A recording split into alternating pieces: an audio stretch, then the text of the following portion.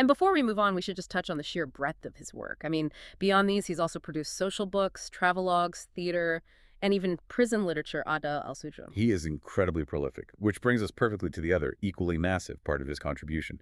He isn't just Nabil Al-Uraini, the writer, he is Nabil Al-Uraini, the cultural leader. Exactly. He's the founder of the Tuquan cultural system.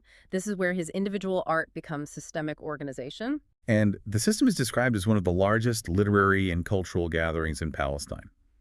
It shows this deep commitment to building a permanent infrastructure for the entire intellectual ecosystem, not just, waiting for individual talents to pop up. And it's so formalized. That's what's impressive. It's not just a book club. It's a real institution. You can see the vision just by looking at the components. It covers the whole life cycle of a writer. Right. You start with the physical hub, the Tuquan Cultural Center. Then there's the Tuquan Literary Salon for adults, and I think this is key, the Tuquan Small Literary Salon. So he's making sure to mentor young talent. And beyond literature, he made space for pure discussion with the Tuquan Intellectual Forum. He wanted thinkers to have a dedicated space. Plus the practical side. The Tuquan Academy for Creative Writing and Training.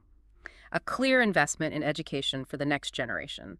Then you have the magazine, the frameworks, and, looking to the future, the Tuquan Electronic Publishing and Digital Solutions arm. The big takeaway here is just profound.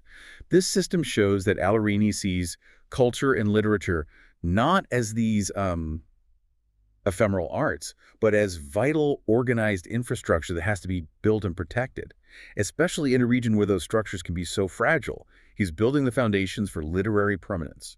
So if we pull all this together, you see these two massive contributions. First, the writer. The one whose work goes from searing realism to this unsettling fantasy that makes you question reality.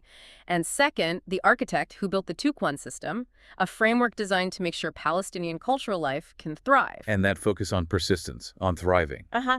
And it brings us right back to his letters between Gaza and Dubai. We noted that he's reviving this slow, sincere art form in an age of instant information. Right. A deliberate rejection of speed in favor of meaning. Exactly. And think about where he's doing this from. He's living in one of the most fast-paced, high-stakes environments imaginable, where every millisecond can matter for survival. For a major intellectual in that exact situation, to still insist on the priority of sincere, emotional, truthful connection, the kind you find in the ancient art of the letter, it's a truly profound act of resistance. And it raises a question for all of us, doesn't it? Even outside of conflict zones. In a world that demands constant, immediate communication, what meaningful act of resistance can you undertake by choosing sincerity over speed? What vital connections might we be missing because we've forgotten how to just slow down and write a real letter from the heart? That's a